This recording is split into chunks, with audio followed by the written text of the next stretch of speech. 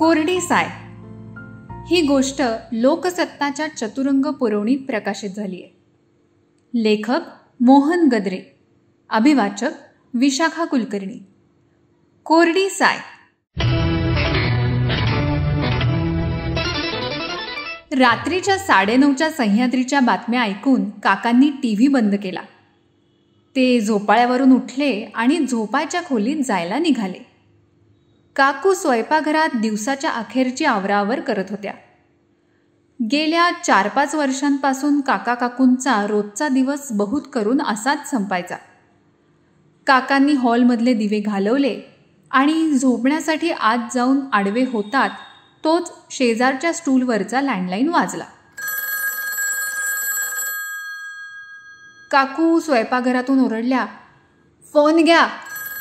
हेही नेहमीचंच. मुंबईहून त्यांची लेक विनी बोलत होती. "बाबा, आईला फोन द्या ना." हेही नेहमीचंच.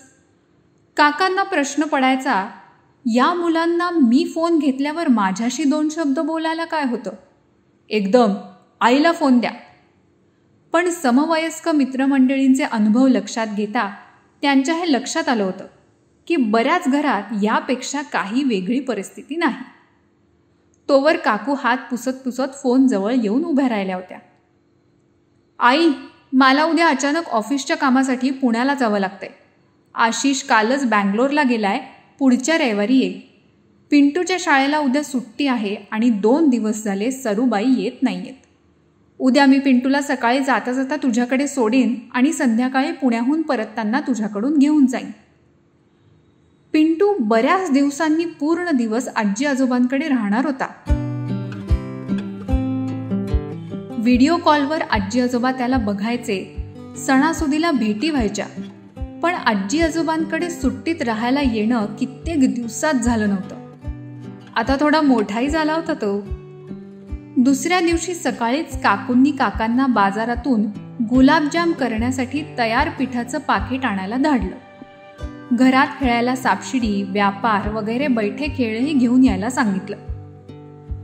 "तुमचा मोबाईल आधी लपवून ठेवा. माझा फोन साधा आहे, त्यामुळे पिंटूला हात लावता येणार नाही. तुमचा स्मार्टफोन आहे, तो उगाच त्याच्या हातात पडला तर तुमच्या धुसफूस नको." अशी तंबीही त्यांनी काकांना दिली. "अगं, तू हे सगळं आणायला सांगतेस आणि मी आणे नाही, पण त्याला हे सर्व आवडणार आहे का? मागे त्याने गुलाबजाम आवडीने खाल्ले, म्हणजे यावेळी खाईल कशावरून?" काकांनी हे म्हणताच पुढच्या अर्ध्या पाऊण तासात दोघांचे खटके उडत राहिले. अखेरीस काकांनी खरेदीची यादी केली आणि ते बाजारात निघून गेले. बेल वाजली. दरवाजात पिंटू आणि विनी. "आई, मी आत्ता थांबत नाही, खूप ट्रॅफिक आहे ग. संध्याकाळी येते तेव्हा गप्पा मारू, मग उशिरा निघेन मुंबईला."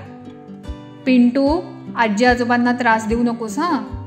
असं म्हणतच विनी निघूनही गेली. पिंटू पायातल्या बुटांसकट तरातरा जाऊन सोफ्यावर बसला. काकूंनी स्वयंपाकघरात जाऊन त्याला हाक मारून बोलवलं. पिंटूनं ऐकलं नाही ऐकल्यासारखं केलं. त्यांनी पुन्हा त्याला हाक मारली.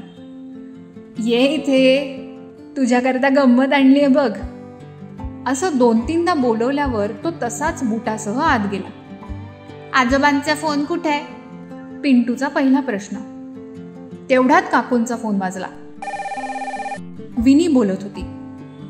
"आई ऐक, मी पिंटूसाठी बर्गर ऑर्डर केले आहे, येईल थोड्या वेळात. पैसे पेड केलेत, नंतर फोन करते." थोड्याच वेळात तो बर्गर आला. काकू गमतीने त्याला म्हणल्या, "मला पण दे रे थोडा तुझा बर्गर, बघू तरी कसं लागतंय ते." पिंटूनं लगेच बर्गर पाठीमागे लपवला. काकूंना जाणवत होतं की पिंटू आता कोणी वेगळाच मुलगा झालाय. आजीनं केलेल्या खाऊत, आजी सांगत असलेल्या गोष्टी, गाणी या कशातच त्याला रसच नव्हता. काकांनी त्याच्यासाठी रुळावर फिरणारी छोटी रेल्वे आणली होती. त्यांनी पिंटूसमोरच एक भाग जोडून रेल्वेला किल्ली देऊन ती सुरू केली. ती गोल गोल धावू लागली. पण जेमतेम 2 मिनिटातच पिंटूतला त्यातला सगळा रसच संपला. तो "फोन द्या" म्हणून भुणभुण करू लागला. काकूंकडे भरपूर पेशन्स होता, पण काका मात्र त्याच्या मागणीमुळे अस्वस्थ झाले. अखेर आजोबांचा मोबाईल एकदाचा त्याच्या हातात पडला. नव्हे, त्याच्या अखंड मागणीला कंटाळून दिला गेला. आता पिंटूला कोणाशीच बोलायचं नव्हतं. सोफ्यावर लोळण घालून तो मोबाईलशी अखंडपणे खेळत राहिला. आजीनी गुलाबजामसाठीचं तयार पिठाचं पाकिट हातात घेऊन ते कात्रीने कापायला घेतलं खरं, पण तिचा सगळा उत्साहच मावळून गेला. तिने ते तसंच कपाटात ठेवून दिलं. थोड्या वेळानं रोजच्यासारखंच काका काकू दोघंच जेवायला टेबलावर बसले. काकूंनी पिंटूला 1-2दा जेवायला बोलवलं, पण उत्तर नाही. काका सांगत होते, सकाळी गुलाबजामचं पीठ आणायला गेलो होतो तेव्हा राखे बहिणी भेटल्या होत्या. काय विशेष म्हणून विचारत होत्या. मी म्हणलं, विनी पिंटूला आमच्याकडे सोडून ऑफिसला जातीये. म्हणून दुधावरच्या साईसाठी आजीचीही खटपट.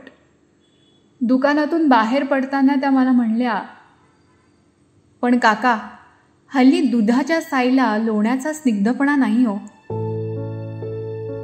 म्हणायला साय, पण तशी ती कोरडीच. आपण आपलं म्हणायचं. आता पिंटूकडे बघून समजतंय मला त्या असं का म्हणल्या असतील. पुढची जेवणं न बोलताच उरकली. जेवण झाल्यावर काकूंनी विनीला फोन लावला. अगं, तो काही केल्या जेवत नाहीये. फोन हातातून खालीच ठेवत नाहीये. विनी म्हणली, दे त्याच्याकडे फोन. त्याचं आणि त्याच्या आईच्या बोलण्यावरून आजीनी अंदाज बांधला काय झालं असेल ते. पिंटूनं फोन आजीकडे सोपवला आणि परत तो हातातल्या फोनमध्ये गुंतून गेला. विनी म्हणली, जाऊ दे गाई, तू त्याच्या मागे लागू नकोस. तो तसाच आहे, फोन सोडत नाही हातातून.